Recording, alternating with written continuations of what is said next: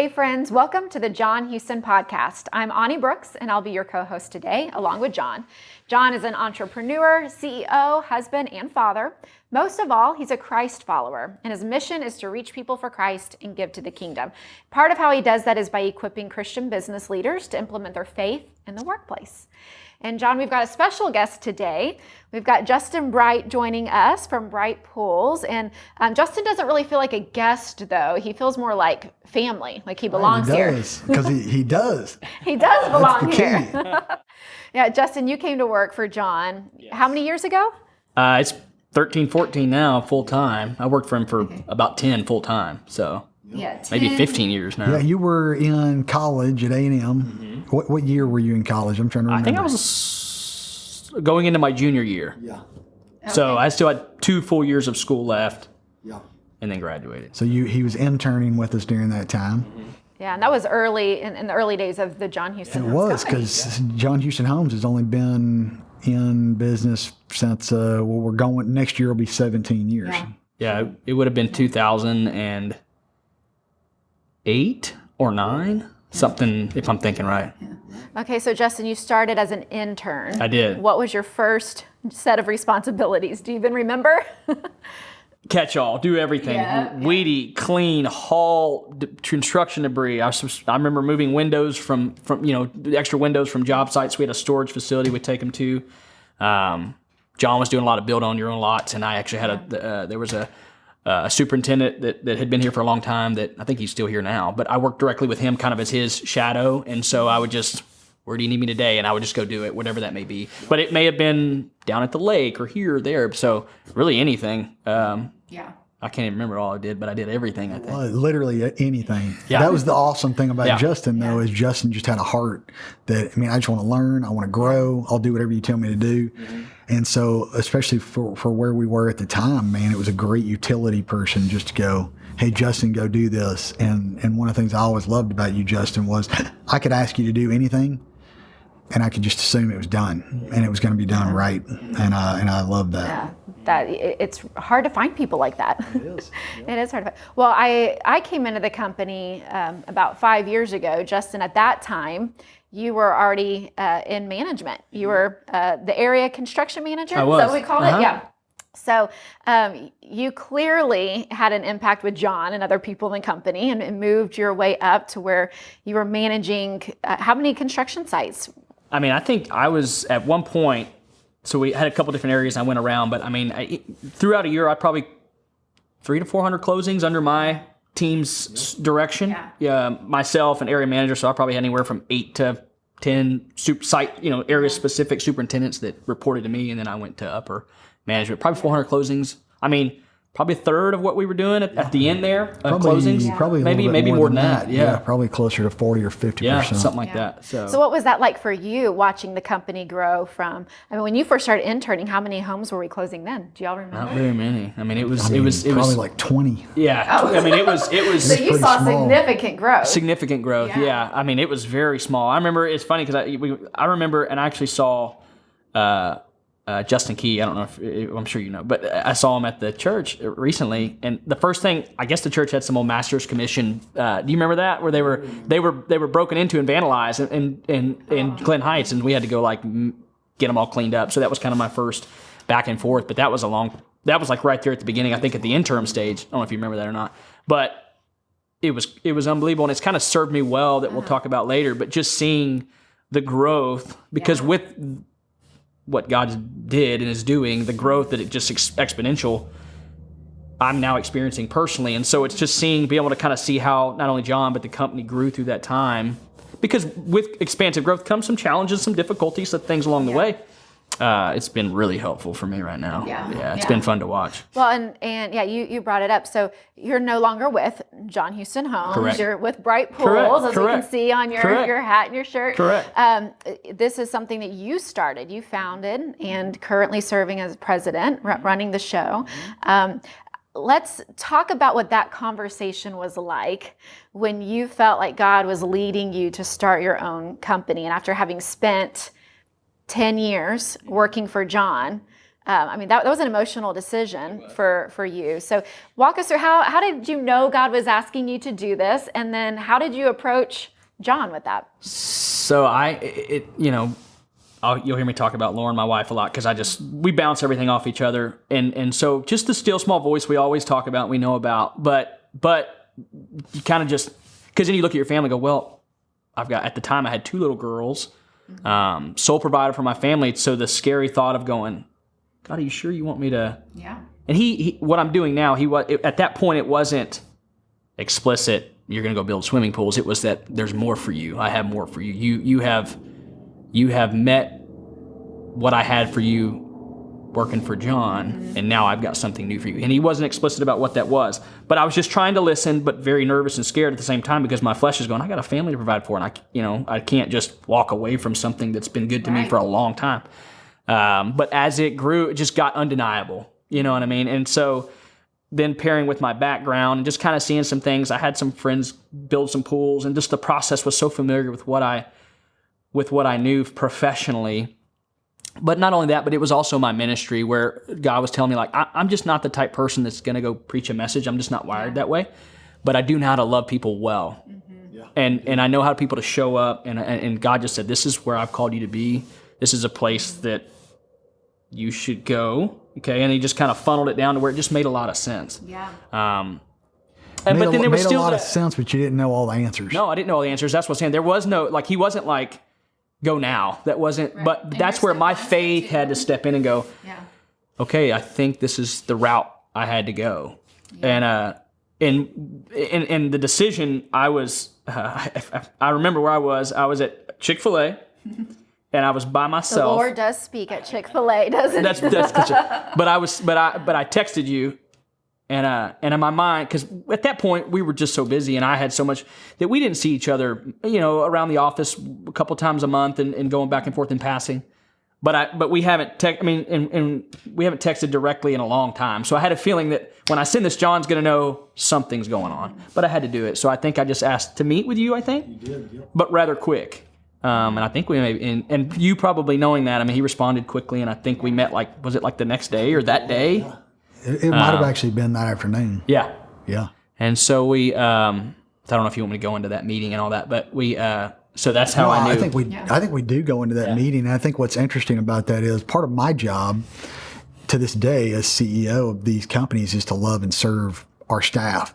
So when somebody texts me and says, hey, I need to talk to you, I'm always going to try. I'll drop other meetings to say yes, because of that, because we don't talk all the time. If you're reaching out to me, I know you need me. Right. Yeah. And this case though was a little bit different because I knew in my spirit when I got the text, I was like, I got a pretty good idea what this meeting's going to be about. And I was like, I'm surprised you didn't just keep trying to push it off then. Well, I didn't push it off because I didn't feel like that's the way to value him. Right. So I think that's really important. But my flesh was like, okay, I think he might be leaving. And so I came up with all these different scenarios of how I could keep him. Because what I love about Justin is, and Justin knows this, but Justin really, in my heart and in my mind, I had already kind of earmarked Justin as I really thought he was the person that could end up leading this company. Oh, wow. I really thought he could end up being our COO. And so when I got that text, I was like, oh, okay, God, I need to figure out how to I need to make sure we figure out a way to make this work for him. Yeah. And so why don't you go into the meeting and how that went? Yeah, and this is fun because we've not ever broke down this scenario before. It's the first time. But just seeing his I know my perspective. It was very clear when we met. But so we met. I think it was the same day or maybe the next. But I think it was it was at our sweet spot. We used to go to Dairy Queen right down here. I mean, we went there for years. And I remember almost the whole team going when we first started getting. We'd go get. We'd go get wings, and then we would go to get blizzards after that. So we met, and it was right here by the office, and we met. And I don't remember everything that I said, but it got to the point pretty quick that hey, I just emotionally, at this point, God's called me to do this. And normally I'm a big chain of command person, but because of what John had done for me so long ago, and leaned into somebody that really didn't have anything and didn't know me other than just some distant, close relationships of things. He leaned into me and gave me an opportunity that I may not ever have otherwise. So the only way I knew to do it the right way was to just go straight to John and go, hey, you need to hear this from me. Because people talk, and I just didn't want that to go out. And this is a competitive environment, and I'm not going to a competitor or anything like that. I feel like God's called me to step out and do my own thing. And he asked, what are you thinking? And I said, pools, outdoor living, that kind of stuff, because it does parallel what I've done for so long. Right. But and I'm so grateful for John, because I didn't know my nerves. I knew God called me to do that, so that had me nervous already. But not knowing how he, when we meet with somebody and we don't know the outcome, it's nerve-wracking. So not that what I didn't want to do is hurt John or make him feel a certain way that maybe I've done something, because that was not it at all. This is just a true act of obedience, and he calls us to do the radical. And John, luckily for him, he heard from God, and he was. I don't know that he loved me saying what I was saying as far as me leaving, because I know he'd like me to have me here, but he never pushed. We never talked one time about him trying to keep me. It was very much about, if this is what he may have said, something like, I love you, and I would hate to lose you, but if this is what God's called you to do, I'm not going to get in the way of that. Yeah. Because because this is what John does every day is helps us be closer to Christ. Working for him, at least that's for me. That's really only daily discipline I've had, was just knowing that, hey, we're doing this for God. Does that make sense? So this is what I was doing. So what he called us to do, or what he called me to do, was not easy, but I'm grateful for John, because he made the decision. He validated it, right? Tangibly validated that maybe I was going the right direction. Does that make sense? Because I believe John hears from God daily, and I think that he would have told me maybe otherwise, because we had that equity. So grateful for John for that. So again, crying at this point, and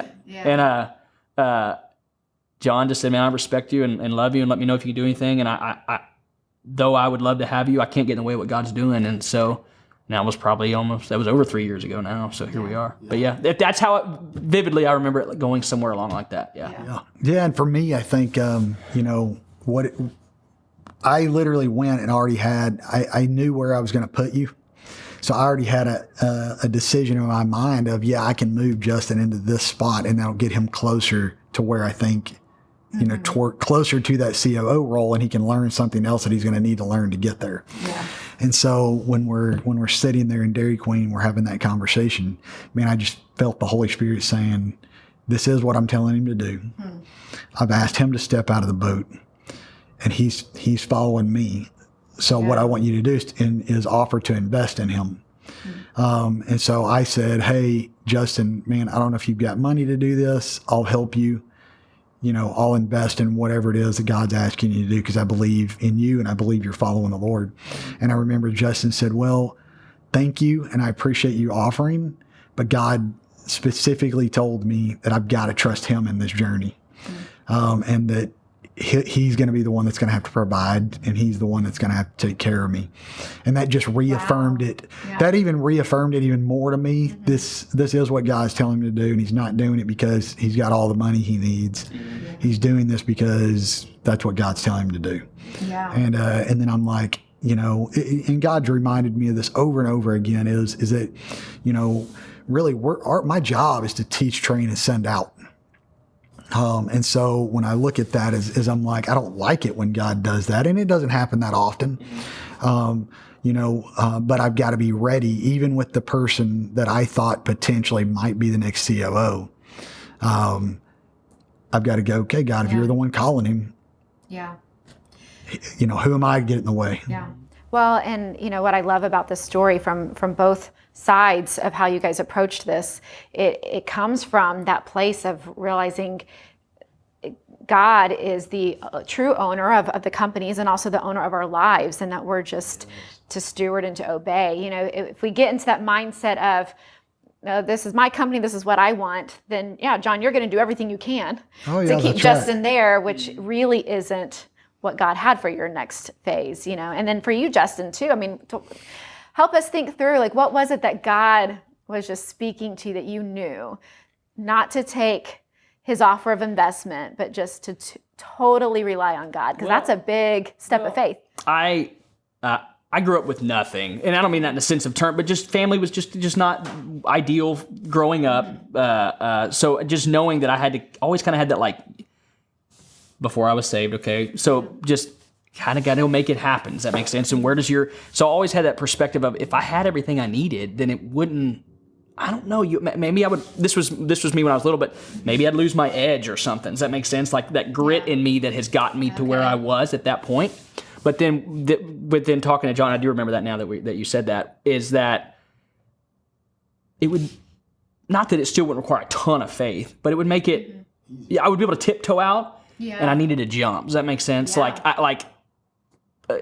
Would I've loved someone to help me along the way? Sure, but at that point, if I really say and believe what I'm feeling, God didn't want me to just tiptoe out into a safe, shallow zone to where the water, I could feel the temperature and know the depth, and he's asked me to go, and so I went. So that was me. Same term with John saying can't get in the way of what God's doing, nor could I. Does that make sense? I couldn't get in his way of truly showing me what he had for me. Yeah. Does that make sense? Yeah, absolutely. So, and it was a split. I mean, I honestly didn't think going into that meeting that would even bring up, but it was it was immediate. I mean, there was no hesitation. Yeah. I can't do that. Not that I don't respect it and so appreciate the offer, but it was, I got to see what God's going to do. So if God asked you to take such a large step of faith and to trust him, then I'm fully believing that there was some way he provided. Yeah. And probably multiple ways. So Yeah. can you share a story? I mean, before you do, let's make sure we think about this. I know from experience, anytime we step out in faith, it's easy. So just tell us how easy it's been, Justin. Tell us how easy the road. So it's kind of good that, and this is just my experience with just following God, and then just my entrepreneurial spirit of I really I didn't give myself a chance to overthink it about the light bill and you know what I mean? It's when God, it's like he clouded that portion of my thinking to just go, because I'm not going to distract you from doing this. So I did it. And it's funny because as I look back now, almost 3 years later, and don't get me wrong, we're still in our growth phase. We've seen exponential growth and all those things where it's very much, we're heavily relying on God, and it doesn't matter what money's coming in or coming out. We want to make sure that we keep our focus. But yeah, it was the things, once I got out of the boat, it's like, oh yeah, there's a shark under there. You know what I mean? We didn't think about the shark. We're getting out. But there's pressure and stress that you don't think about. But God, I feel like, is just unveils that to you. But also, and for me, what's been a challenge for me, but also a blessing, is understanding that everything happens for a reason. Yeah. So if you, like, if I were to get out of the boat and just go and be profitable and successful and right off the bat, then I wouldn't understand what it really takes to follow God and let him show up in my life. So, I mean, we always had our needs met. I mean, we didn't have a couple months savings left. I mean, it didn't make any sense whatsoever on earth to do what we did, Lauren and I, my wife. Yeah. But we very much did it together, and we just said, if God, if this is what you're doing, this is what we're going to do it. So it can only be you, God, if we make this work. And I knew, and I'm sure John left. I mean, I could have probably come back immediately if I felt that it wasn't going to work out. But that was going to be last-ditch effort, because I really wanted to see what God had. So he always met our needs, but it was a challenge, growing and scaling and selling and really learning the process. Building houses, I had all these, I had so much knowledge in everything that we did from start to finish, concrete, plumbing, etc. It's funny because nothing applies in the pool industry. It's totally different. Yeah. You can't, Totally different subgroup. No subs, nothing. I had nothing. And so just going back to, again, just my background of rounding up subs and vetting them. And so I did the same thing. And I remember specifically the distributor in Grand Prairie. You have to be a certified pool builder. You have to have a true business and all. And I was working through those things at that time. But I remember sitting down in his office. His name's Kenny Wainwright. And I said, Justin Bright, I'm in Midlothian, Texas. And I don't even know that I even had that. And I said, I'll start building swimming pools. What do I need to do? I had my notebook and I was going to take notes, which I didn't. But I talked to, it's funny because I didn't think about it till just now, but now I have a couple superintendents. He was up there picking up some parts, and he overheard him talking to somebody else going, if you're building a pool in Ellis County, you can only use Bright Pools. So that's really cool, the full circle of, oh, wow. And this guy sells to every big south of 20 really, or, up in that area, down this way, a lot of great pool builders and people that do a great job. But the fact that he said that without knowing my guy was in there, speaks volumes to hopefully what we're accomplishing and where we're going. Are we perfect? By no means, but we try really hard and we mean really well, and God's behind everything that we do. So yeah. So it was cool. That was a cool full circle. And we're not. It's not full circle yet, but we're going down the right. It was confirmation we're doing the right things. Yeah, and one of the things that, thinking about full circle, one of the things that I was thinking about is that even as we were getting ready for this podcast, I was like, one of the things there's a lot of reasons why I love Justin, but one of the reasons why I love him, our stories are actually pretty similar. I grew up in a broken home. He grew up in a broken home. His in-laws, which I know very well, really had no reason to go, this is the guy we want to marry our daughter. Because there probably would have been a lot of reasons why they didn't want you to marry her, to be honest with you. But they were trusting the Lord too. And now I look at it and I'm like, man, a plumber gave me an opportunity. God had us give you an opportunity. Now you're in business for yourself. God's blessing your family. He's using the challenges and the trials and the tribulations that even you guys face, as you're in business to grow you. And it's that whole story of God is writing your story, or God is actually writing His story through you, but you're letting Him because you're just following the process. And that's what I love about entrepreneurship, and I love about business and life. Whether it's marriage, whether it's kids, whether it's any area of your life, you're continually growing and changing and morphing if we're continuing to seek God, continue to seek His will, and just follow Him. And that's what motivates me and excites me about seeing a next generation leader that is just following God in every area of his life, and in the fruit that it's producing. Even before we kicked off this podcast, one of the things you and I were talking about is you said, man, I had no idea some of the stuff John was teaching me until I'm in it.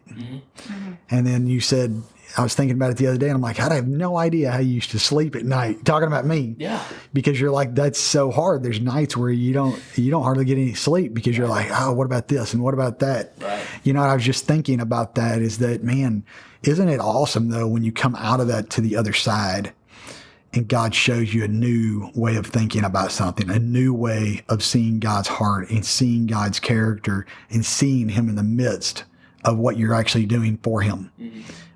It changes your whole perspective of Him. And I just think it's so encouraging and motivating to me that you're doing what you're doing. So it's crazy how that full circle comes back, and I'm the one that's blessed. Every time I see a bright pool sign, I go, gosh, man, isn't that what it's about? I know Justin. I know he's loving his wife and he's doing the best he can. He didn't have a model of what it looked like to be a dad. Didn't have a model of what it looked like to be a husband. Didn't have a model for all these things that God is calling you to do, but you continue to learn and grow, surround yourself with the right people, and look at what God's doing. Yeah. Well, and I mean, you just touched on the whole heart of why we even wanted to invite you, Justin, to be on this podcast, is because it is a big part of your heart, John, to pour into the next generation. The things that we learn day to day, we should be gifting to those who are coming up underneath us. Yep. And like you said, John, it's just a joy when you start to watch the fruit play out in someone's life, like we've seen in yours, Justin. Mm-hmm. So, Justin, I'm sure that there's a lot of things you learned of what to do, what not to do, from your time working at John Houston Homes and with our company. But if there was one big takeaway that you really learned and that you've been able to implement and use in Bright Pools, what would you say that is? I think it's the way you approach how you do business. So,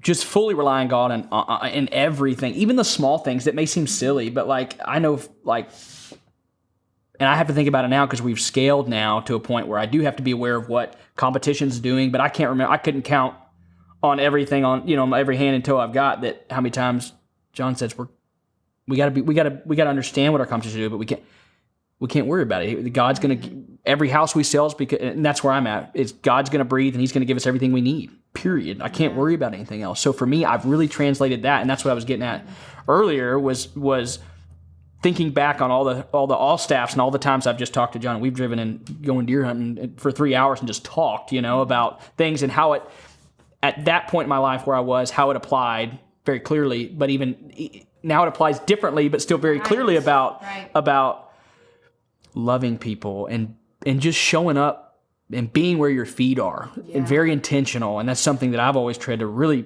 not great at it, but I've really worked hard on being where I'm at.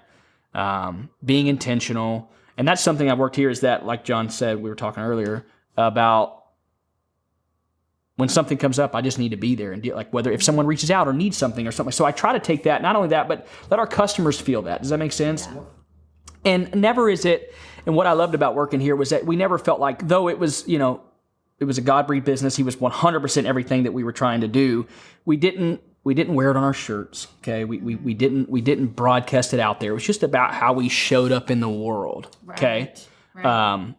And that sometimes there's some people that will try to leverage that against you for reasons that we don't always understand. But we're going to keep doing what we're doing. We're going to show up. We're going to be Christ-like to people. Let them see something different about us. Right. And that's really, from a global perspective, that's what I've taken to it's just try to. And I don't do it the best all the time. Does that make sense? I'm a human being, but just love our team internally, and then our customers. I really believe everyone that we get is supposed to happen. Now, when I drive by and I see another sign up, do I go shoot?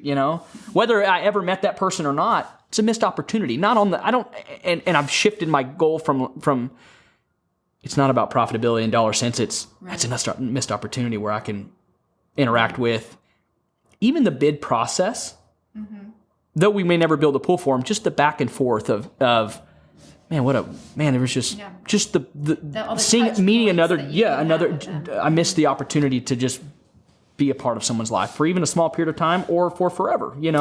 So I think taking from John is just that perspective of God's going to give us what we need every day. Mm-hmm. Everything that we do, we have to do it with Him in mind, but we don't have to shout it to the roof. We just have to show up, love people, be the best person we can be, and then let God do the rest. I think that was what really, really attracted me towards kind of wanting to lead like John does, is that I'm not going to, I hate saying the word preach, but not going to preach it, but we're just going to live life with people, let people know through the light that God's a part of everything that I do, and there we go. Well, at the very beginning of the podcast, you said, you felt like God was using you to do ministry, but through business, that you're not going to get up and preach a sermon on a Sunday morning. Right. But, you just circled back around to that word preach again. And I think every day of our lives are preaching a message, right? And so if we just show up, like you said, where we're at, where our feet are, and just be intentional, that God can shine through us. And He's the one who's orchestrating it all. So who knows what all He can orchestrate in a relationship that we build with someone here on earth. Yeah, it's really powerful. Yeah. Ani's heard this verse 20 times, but this is really, I think, summarizing some of what we're talking about is that is our heart. Our heart, and I know it's yours and yours, is none of us are perfect. We've all fallen short of the glory of God. We're all sinners, and we're only saved by God's grace and His mercy. And if we remember that about ourselves, it's so much easier to love other people where they're at and to lead other people where they're at, because we know we're in the same boat they are. We just may have been blessed to learn something they haven't learned yet. But I'm reminded of 2 Corinthians 3:2-3 with the Message version. I'm going to paraphrase it a little bit. And it says, your very lives are a letter that anyone can read by just looking at you. Christ Himself wrote it, not with ink, but with God's living Spirit, not chiseled into stone, but carved into human lives, and we publish it. Yeah. And I'm like, really, that's what we're talking about. I mean, God is the one writing the story of our life. Mm-hmm. He's the one doing it through His Spirit, but we're the ones that publish it. Mm-hmm. So the way we respond, are we going to be salt and light to the world? And the way we respond both to our wives, the way we respond to our kids, the way we respond to our leaders, our customers, all those people actually does matter. And a lot of times it's not, me having a fish on my card or me telling you about Jesus. It's actually me living a life through the Spirit, letting people see Jesus in me that intrigues them and makes them go, what is it about Justin that's different? Yeah. You know, and then they're drawn, and God just simply uses the business as the vehicle for you to be able to share that. Sure. And sometimes, you know, I know your story, and sometimes it's that day you meet that person that you get to share that story. And sometimes it's 3 or 5 or 15 years later that they go, I've watched you, I've seen something different in you, and I don't understand what it is, but I want it. Mm-hmm. And that's when we actually get to lead them to the Lord. Or it may be somebody we build a house for, you build the pool for, and then you get to be the opportunity. Or it may be that, you know, we build the house for them, we do the mortgage for them, you do the pool, and just through the connections, they end up meeting another believer somewhere along the way that they get to lead that person to the Lord. So for us, it's really just being faithful and obedient and allowing the Holy Spirit to work through us. And that's the beauty of we're all part of the same body of Christ. Yeah. You know, with Justin, you know, one of the hardest parts for me as a leader was actually pouring into him for 10 years. You know, and so my selfish side was like, no, you need to keep Justin. Offer him enough money that he's going to want to stay. Yeah. And when I sat down in front of him and he said, man, this is what God's calling me to do. Mm-hmm. How selfish would that have been for me to say that, to even make that offer to you, where the Lord was like, no, let him go and taste and see my goodness. Yeah.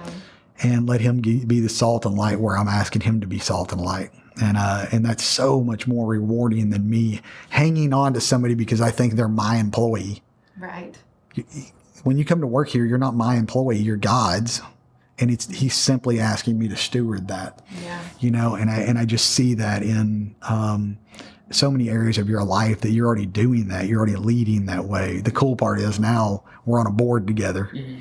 And so sometimes I'll just sit over there and listen to Justin when he's giving them wisdom on some things they need to think about. And I'm like, that's pretty cool. Yeah. You know, I remember him when he was just a sophomore in college. Yeah. And now God's grown him up to be a great man of God and husband and father and leader. And that's rewarding to me. Yeah. I think John is just a little bit proud of you, Justin. Yeah, I can tell. Same. I mean, it's so grateful for your faithfulness because, like you said, I was in a very unpredictable state. I had 2 little kids, and if John would have made an offer that I couldn't refuse, then maybe we're not sitting here talking today, you know. Right. And so, so grateful for that because ultimately, I mean, God's my first priority, and then my family. I got to make sure they're okay. So, I have that mindset every day. But I'm so grateful for John and just believing in me and all the kind words that he's always been. I mean, John's been a big part of my life for, like I said, 15 years now. So, very grateful. And hey, we still get to go hunt. Yeah, we do. But it's finally getting cooler. But no, it's been great, and just my experience, just all the way through. You know, when you learn things, but you don't realize you're learning something till you're outside of that environment. Like that's like when you ask me, I could go for days on things that I learned day to day about operational things. I don't feel like is important for this conversation. I think it's just for looking at life from a different perspective of we are God's. Yeah. Yeah.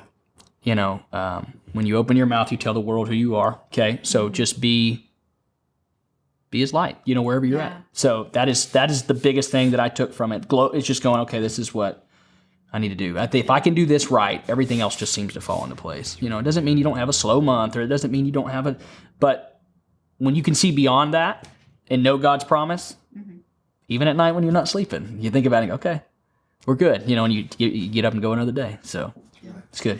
Well, thank you, Justin, so much for joining us. Thank you for having me. Having this conversation with us. Yeah. We think it's valuable for everybody who's listening just to hear what can happen when you really release those who work with you over to the Lord and pour into that next generation. Yeah. So thank you for listening to this episode of the John Houston Podcast. You can access the show notes, a full transcript, and ways to contact us when you visit meetjohnhouston.com. We'd love to connect with you there. Thanks again for listening, and we look forward to next time.